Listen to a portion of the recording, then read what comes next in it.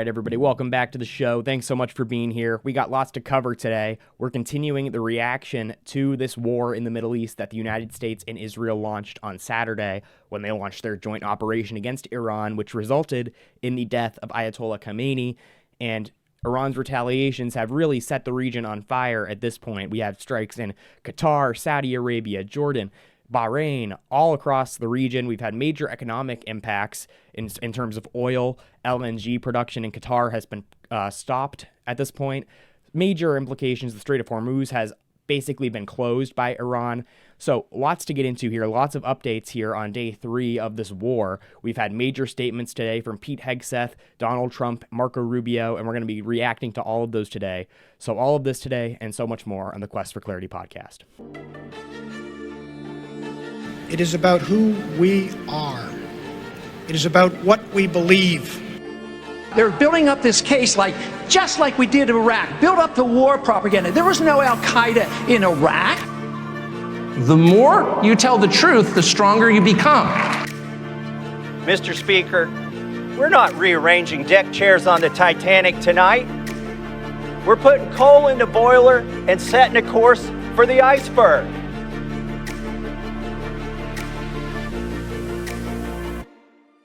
Maybe we should improve the liberty of our own country before we seek to do so abroad. Some of us have paid attention to the fact that the expert class, including the foreign policy experts, lie all the time. The correct answer to this, of course, as it always is liberty.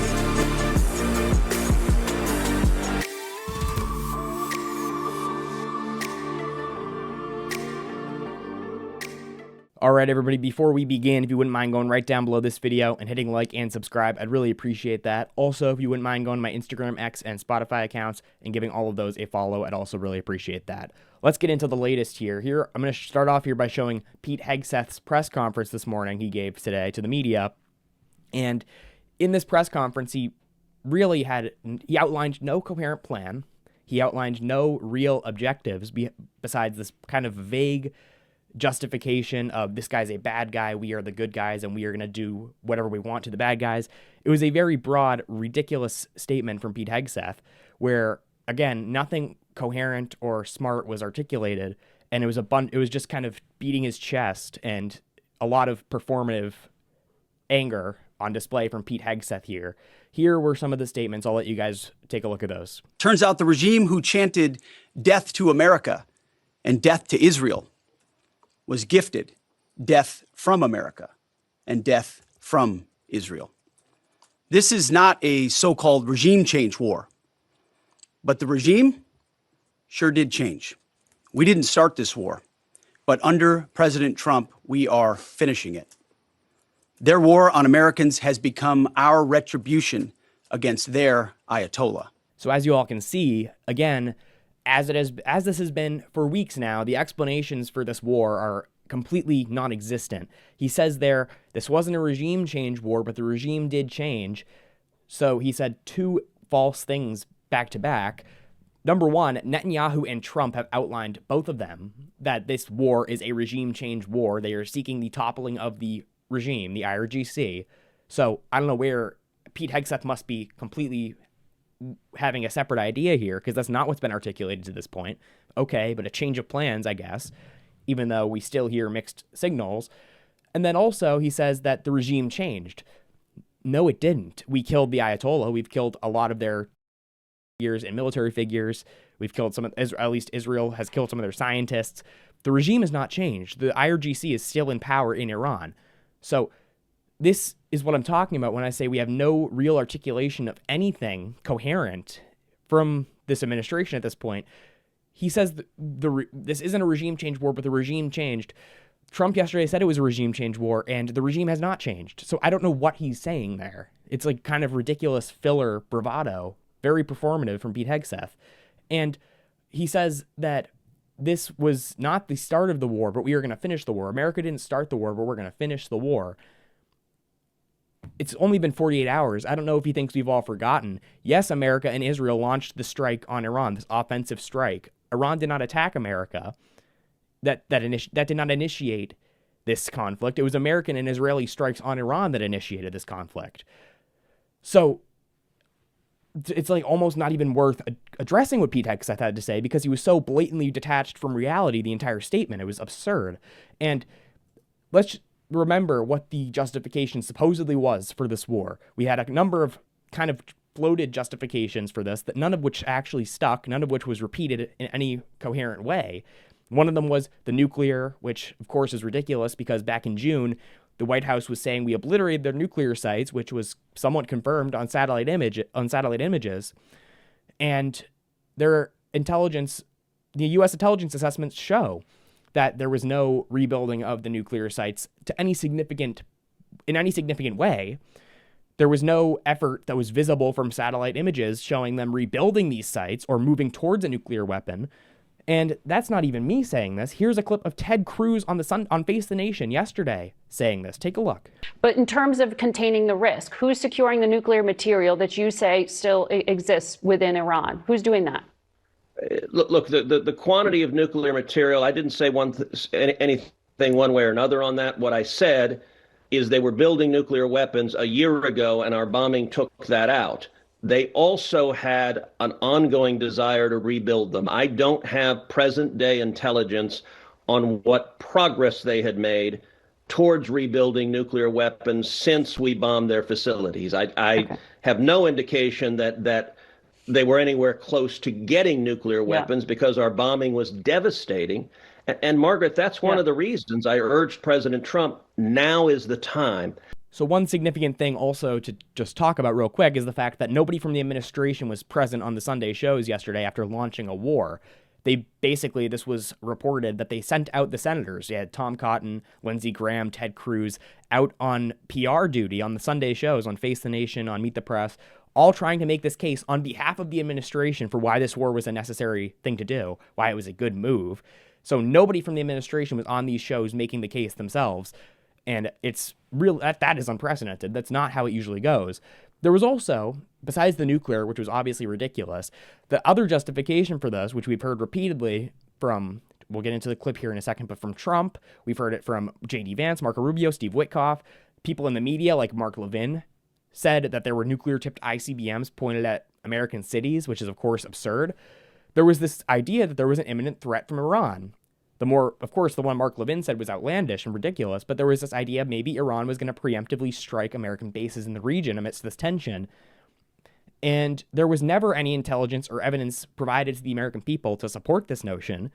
And it turns out that when the Pentagon went to went to talk to Congress, members of Congress about this just yesterday, it turns out they acknowledged and they told the members of Congress there was no evidence that Iran was planning any sort of imminent attack on America. There was no evidence of this. Here is a piece from Reuters reporting on this.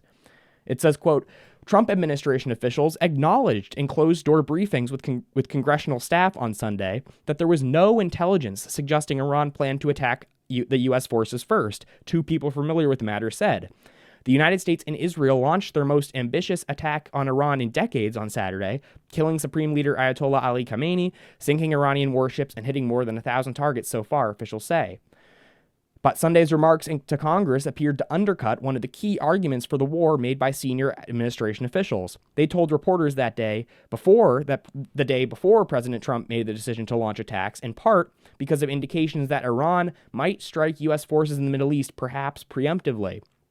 Trump, one of the officials said, was not going to, quote, sit back and allow American forces in the region to absorb attacks.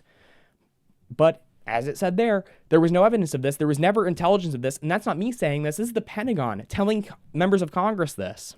So there was never any signals that Iran was going to preemptively attack America or American bases in the region or Israel. That's just completely made up. Now that we've beaten, of course, and I'll say it one more time, because one of the other justifications we've been hearing is that they were developing intercontinental ballistic missiles to attack America in near short order in the next couple of weeks or months is what we've been hearing.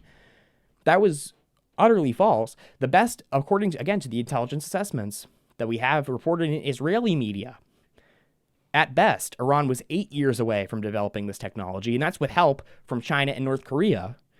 And if they were to do it alone and try and develop this technology, it would take 10 or more years. Again, that's the Jerusalem Post reporting that. So this notion that there was preemptive strikes in plans by Iran against America or Israel is ridiculous. Now, here is what Marco Rubio said today, which is the most insane, telling statement so far since this war has begun as to what the true reason for this was. And again, this may not be the true reason, but the fact that he said this needs to be taken into consideration, because if this is the true reason for launching this war when we launched it, then this is truly treasonous behavior. Take a look. The second question that's been asked is, why now? Well, there's two reasons why now. The first is it was abundantly clear that if Iran came under attack by anyone, the United States or Israel or anyone, they were going to respond against the United States. The orders had been delegated down to the field commanders. It was automatic, and in fact, it bared to be true, because in fact, within an hour of the initial attack on the leadership compound, the missile forces in the south and in the north, for that matter, had already been activated to launch. In fact, those had already been pre-positioned. The third is the assessment that was made that if we stood and waited for that attack to come first before we hit them, we would suffer much higher casualties. And so the president made the very wise decision. We knew that there was going to be an Israeli action. We knew that that would precipitate an attack against American forces. And we knew that if we didn't preemptively go after them before they launched those attacks, we would suffer higher casualties and perhaps even higher those killed. And then we would all be here answering questions about why we knew that and didn't act. So Marco Rubio's justification for why America acted when it did and how it did is because we knew that Israel was going to go ahead and do it themselves, and that would result in Iran potentially retaliating against American troops. And since there was the risk of that, we had to go ahead and do what Israel wanted to do anyways, because we have no ability to control what Israel's going to do. We can't use... There's not even the consideration that we would use our infinite leverage that we have over this country, like the foreign aid and the weapons and the support in Congress and everything we've done over decades and we promise to do for years to come. There's no thought even to assert America's leverage over Israel and say, if you attack Iran, we're not coming to help you, and you lose out on American aid for years. There's no thought of that at all. Instead, because Israel is rogue and is going to do whatever it's going to do, doesn't even take into consideration the interest of the country that has funded its entire existence for decades. And that's an open acknowledgement of that. I mean, what else do you need to hear? The Secretary of State just said Israel's not even concerned with that. Because Israel is rogue and is going to do what it's going to do, America decided that we're going to put Americans in harm's way because Israel wants to do this. So Americans must die for what Israel was going to do anyways. I mean, it doesn't get worse those statements do not get worse than that. That's it. The fact that he said that is unbelievable. Trump also spoke today and said that he's ready for the Iran war to last far longer than 4 or 5 weeks, which is the rough estimate that they've been putting out there for how long these strikes are going to continue. Here's what Trump had to say today. Take a look. And we have, right from the beginning, we projected 4 to 5 weeks, but we have capability to go far longer than that. We'll do it. Whatever somebody said today, they said, oh, well, the president wants to do it really quickly. After that, he'll get bored. I don't get bored. There's nothing boring about this. Do you agree with that, Pete? I don't think there's anything, Mr. General. I think there's nothing boring about it. An Iranian regime armed with long-range missiles and nuclear weapons would be an intolerable threat to the Middle East, but also to the American people. Our country itself would be under threat, and it was very nearly under threat. I was very proud to have knocked out the Iran nuclear deal by President Barack Hussein Obama. That was a horrible, horrible, dangerous document. They would have had nuclear weapons 3 years ago. So again, there we have the lie that there was some sort of intolerable threat that was very nearly going to impact Americans here at home. There was the risk of Iran developing technology that was going to harm Americans in America. Like, it's this is all, everyone knows this, by the way. I'm not breaking this news to you if you're paying attention to this build up to this war at all. You know that that's not true. That's completely false. The idea that they were about to develop a nuclear weapon is false. Ted Cruz even admitted that. The idea that they were rebuilding their nuclear facilities is false. Intelligence assessments confirm that. And that was reported in the Wall Street Journal and Dropsite News. That's confirmed. They had not touched those facilities, barely, since June. The idea that they're going to develop intercontinental ballistic missiles, and not even to mention intercontinental ballistic missiles with nuclear tips, as Mark Levin would have you believe, that is completely false, and it's not going to happen in the near term. There was plenty of time to go to Congress and get a congressional authorization for this because it's, according again to the intelligence, reported in Israel, it was going to be 8 to 10 years likely to develop that technology for Iran. There was no imminence to this threat, if it was existent at all. So all these explanations are just garbage, and they're just straight up lies to the American people. Here are some of the updates today. Let's just update on how this war is going, this war of choice, this war of aggression on behalf of a foreign country. Here's how this is going. Just before I started recording this, we got news that now it's up to 6 Americans who have died in this war on behalf of Israel. That's 6 more than were worth this at all. I mean, I don't know how I'm the only one who seems to believe this, that no Americans' lives were worth overthrowing Iran for Israel. That's not a crazy statement. Everyone else who doesn't believe that is just crazy. I'm sorry. That's 6 more lives than were worth this mission. Okay? That's craziness that we've actually just thrown their lives away. These young people on behalf of a foreign country. 3 American fighter jets also were shot down in Kuwait today. Luckily, everyone's alive, and it seems to have been friendly fire. Here is video, just unbelievable video, of these $100 million fighter jets falling out of the sky because of friendly fire in Kuwait. Take a look.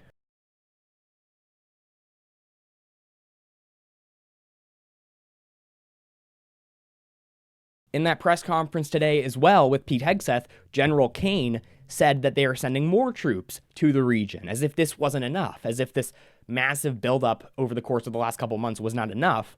Now we're dedicating more troops and we're putting more lives at risk for this war that never needed to happen. Iran today came out. So this is what the plan seemed to be.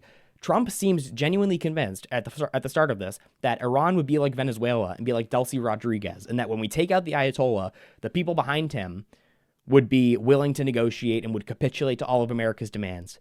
This is what he thought was going to happen, it seems. He seems very much still in the mindset of Venezuela, that these people below Maduro in the totem pole would work with America and be willing to capitulate to whatever we wanted.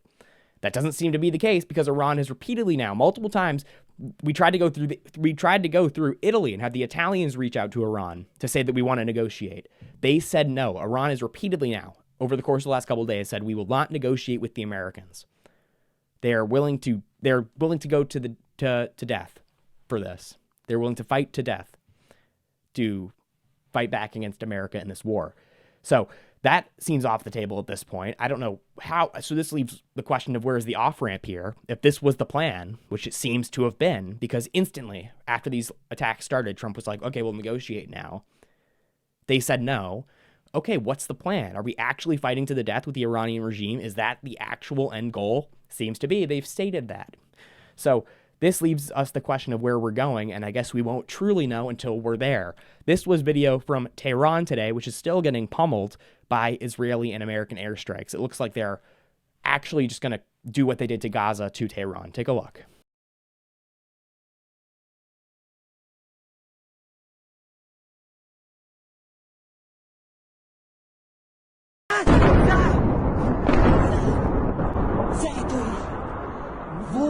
موشک رو دیدی این همونجا بود وای بازم خورد الان وای تو نمیزد وای خدای من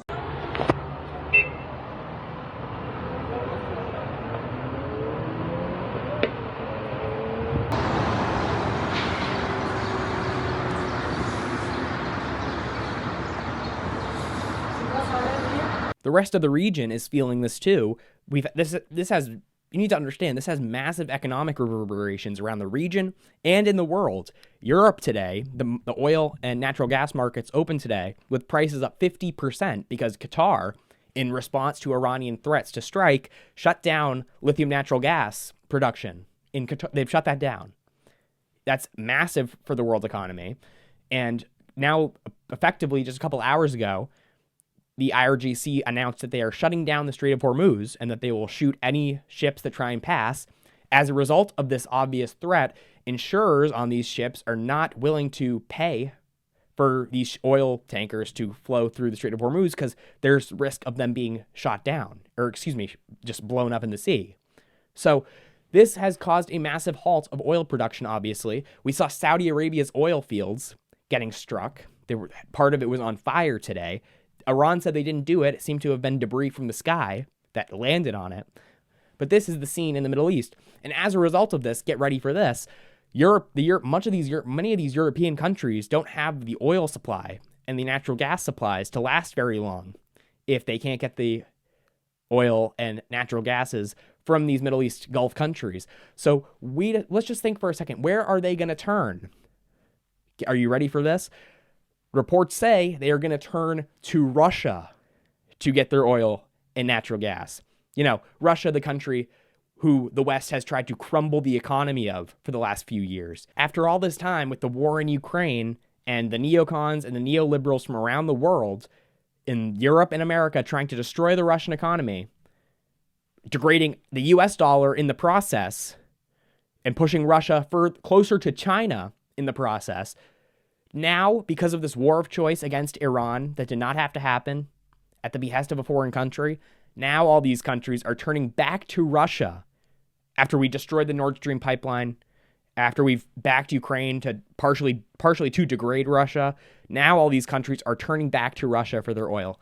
Good job, neocons. You did it again. This is what the fruits are of endless war. We get Russia and China aligned, and then after all the effort to try and destroy their oil industry and destroy their country, you get Europe crawling back to Russia. It's unbelievable. But that's what's happened. This is the latest out of the region, and this is going to have massive economic effects around the globe. Again, as I said before, 50% price increase at the opening of today's oil and natural gas markets in Europe. That's major. That's a major impact. This is disastrous right now on the global economic stage. In more military and combat news, we have Hezbollah getting involved in the fighting. We have, of course, Hezbollah being the militia group in southern Lebanon that is funded as an Iranian proxy. They have gotten involved after initially saying they wouldn't, but they now have gotten involved. It seems they have struck Cyprus. They've used Hezbollah missiles to strike Cyprus, and now they are striking into Israel. They began that last night. Israel has responded, and here are some of the scenes from southern Lebanon just today. Take a look.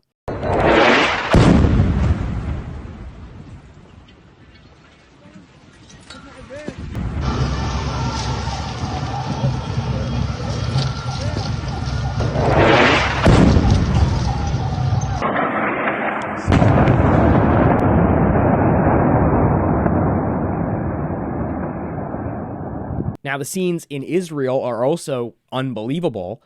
Iran has pummeled Israel, and it's really, like, these are residential areas that are being struck by Iranian missiles. It's unbelievable. Here are some of the clips from Israel. Take a look.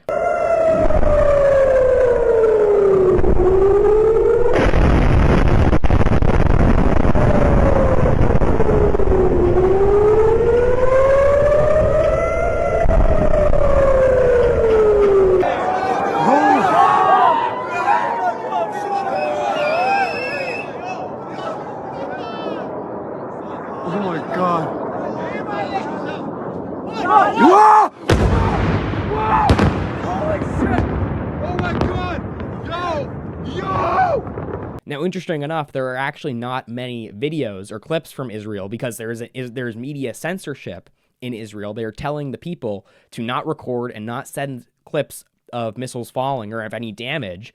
They are literally telling the international media to get away from sites of missiles hitting buildings because they don't want the enemy, they say, to see the damage that's been caused. So there's actually not any accurate casualty counts from Israel. There seems to have been somewhat substantial casualties from what we're able to get, and lots of damage on buildings in Israel, but we aren't able to get official or really accurate counts at this point. Now, the rest of the region also, as I mentioned before, is up in flames. You've seen, I'm sure if you're on X or Instagram, you've seen videos of apartment buildings in Dubai, the most luxurious city in the world, really, Dubai, getting hit. These most iconic hotels in the world getting hit by Iranian drones and getting hit by Iranian missiles. It's this is going to have massive economic impacts, because what is Dubai's selling point? Why do all the richest people from around the world, America, Europe, Asia, the Middle East, why do they all meet in Dubai? Because it's basically been built as the rich's playground. It's manufactured to be this kind of elite hub of tourism in the world. And their selling point is that they're in the Middle East, but they're above it all. There's no missiles flying everywhere. There's no tribal warfare in the streets of Dubai. It's kind of this safe haven in the Middle East. Well, now, how can you sell that when you have missiles almost hitting the Burj Khalifa, the tallest building in the world? You've had missiles hitting these luxury hotels that many of the richest people in the world stay at. It's really unbelievable scenes. And that's going to affect tourism. That's going to affect finance, technology investments into Dubai. It's going to have major implications. This is also happening in Doha, Qatar. Again, these Gulf states are really feeling this, and they don't have missiles that can last as long as America or Israel or Iran. They only have missiles that can last days. They are rushing to America and Iran, trying to get some sort of ceasefire here, because Bahrain, Qatar, these countries cannot last very long. They can't sustain this type of heavy incoming attacks from Iran for very long. Literally, we've seen attacks in the major cities of all these Gulf countries. It's really crazy to see. And we've also seen embassies across the region get attacked by pro-Iran protest groups. We saw that in Pakistan. I showed you that yesterday in our video. We also have groups in Iraq, unconfirmed reports of missiles from pro-Iran militias in Iraq striking at the embassy, striking at bases. We've seen confirmed reports of crowds and rioters trying to break into the embassy. It's crazy scenes from all across the region. The region is complete. It's a full-blown regional conflict that, again, was started by choice and totally unnecessary. Now, in Saudi Arabia, we have the Saudis this morning saying that they're very upset with America for this, because America reportedly moved a bunch of missile defense systems away from Saudi Arabia, not only from the Saudis, but also away from Americans in Saudi Arabia. And where did they move them to? To Israel, to protect Israel from incoming Iranian retaliatory strikes.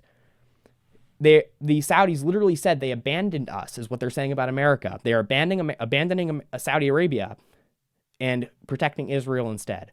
This is the situation in the region. And by abandoning Saudi Arabia, we aren't just abandoning the Saudis, which is not our duty to protect the Saudis, but it's our duty to protect the Americans that are at their bases in Saudi Arabia and Americans that are in Saudi Arabia. And by moving missile defense systems away from the country and to Israel, we are deprioritizing the Saudis and the Americans that are in Saudi Arabia and prioritizing Israel instead. This is the state of play. Now, in the scenes in Iran, it's absolute chaos. We see mass protests in the country against the Americans and the Israelis. We were told there was this mass groundswell of support for a regime change. We were told that the Shah, Reza Pahlavi, would be welcomed right back in, and he would take the throne and everyone would just bow down to him. Doesn't seem to be the case.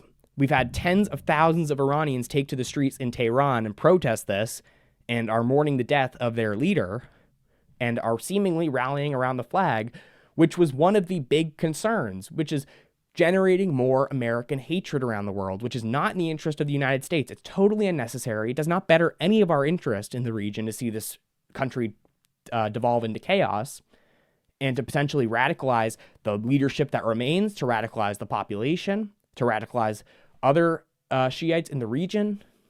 This doesn't, to empower the Sunnis, the Wahhabists, the Al-Qaeda, ISIS, that doesn't benefit America at all.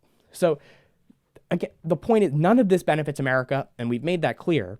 This was done at the behest of a foreign country. It was done not in the interest of America, because if the American interests were at the front of mind here, then we wouldn't be doing something that's going to empower our enemies. Again, Al-Qaeda, who attacked us, ISIS, these Saudi-backed groups that are now in Syria, they're in Syria, they're in Iraq. This empowers them by taking out the Shiite leader in Iran.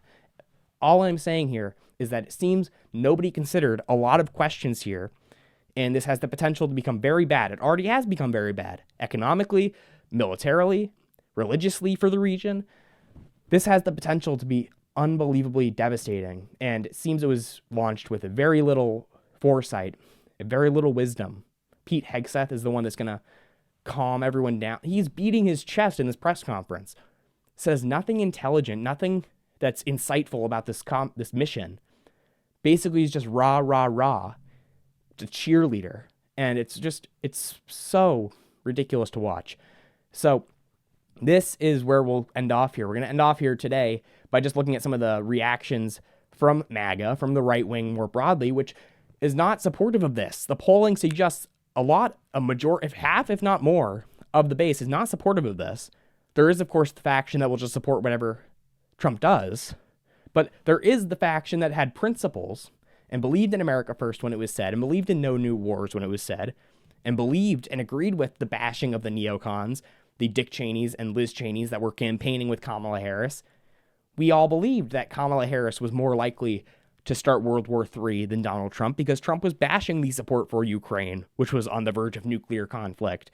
He was bashing the calls for war with Iran, so was J.D. Vance and Tulsi Gabbard.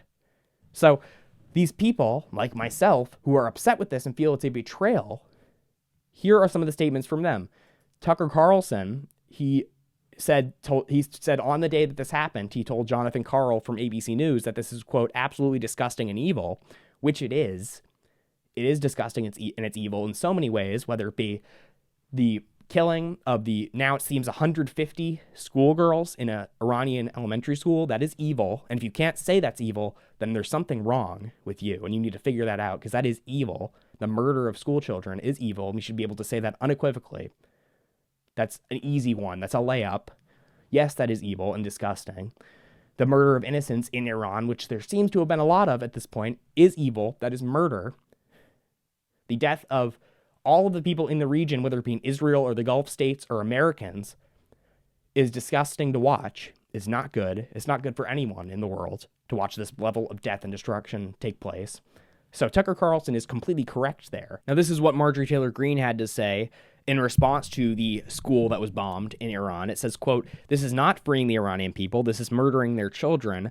WTF are you insane people doing? America does not support this." Again, she's completely correct. And the last person I will show you here is Kurt Mills. He's the editor-in-chief of the American Conservative magazine. Here is him and Steve Bannon on Bannon's show reacting to this. Take a look. Yeah, I mean, we got here, frankly, at the behest of a foreign power. I mean, as the rabbi notes, I'm not entirely clear or not entirely sure the appetite of the American people to absorb fatalities. 3 Americans have been killed, 5 apparently have been grievously wounded, and that's just what the government is conceding. Very notably, they're not telling us how they died. And very notably, the leading intellectual architects of this war, people like Senator Tom Cotton, are arguing now, they're already moving the goalpost to a small ground force, as he told the Sunday shows this morning. This is an out-of-control war. And this is a war that is being driven, frankly, by an older generation. Last thing I'll say here is good luck to J.D. Vance and Marco Rubio and Tulsi Gabbard and everybody in this administration trying to run in 2028. Good luck trying to sell this to the American people. Good luck trying to sell that the campaign that ran on no new wars and as the pro-peace ticket, which they did, this is a fact. Repeat, this was the brand for 10 years, and they expect us all to forget that. America First, MAGA didn't mean an isolationism. Like, it's the dumbest brainwashing, the dumbest indoctrination you'll ever hear, the dumbest propaganda. They're trying to convince you that this is what MAGA's original message was. No, it wasn't. You all know that. They're trying to lie to you. They think you're dumb, but we all know that this was not what the original message was. J.D. Vance himself repeatedly said, war with Iran is not in America's interest. Trump himself said, regime change is not what I want to do. I don't want to do anything with Iran. I think we can make a deal with Iran. Charlie Kirk, before he was tragically killed, said, the Israelis want this. America doesn't really want this. It's the Israelis pushing us to do this. This is all on the record. Everyone saw this. Everyone was watching as this happened. And take note of the people lying to you about it, the people pretending that's not what happened, because that is the timeline of events here, and it's important to understand. Because the minute everyone starts lying, the only thing that can stay stable is the principles that you hold. And the people who forget those supposed principles are the ones that never had them in the first place.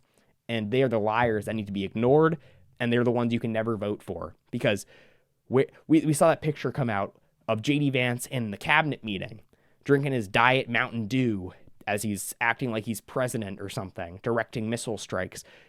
It's all a big joke, and these people can go ask the Israelis for their votes, because that's the only people that they're helping at this point. They're not helping the Americans. That's not in their mind. J.D. Vance can go campaign in Israel for president in 2028, because that's the only constituency that he has been serving this first year in office. So that's where we'll end it off for today. Thank you guys so much for watching. Please be sure to go down below and hit like and subscribe. I really appreciate that. Also, if you wouldn't mind going to my Instagram, X, and Spotify and giving all of those a follow, I'd really appreciate that as well. I'll see you guys in the next episode. Have a good day. It is about who we are. It is about what we believe. They're building up this case just like we did in Iraq. Build up the war propaganda. There was no Al-Qaeda in Iraq. The more you tell the truth, the stronger you become. Mr. Speaker, we're not rearranging deck chairs on the Titanic tonight. We're putting coal in the boiler and setting a course for the iceberg.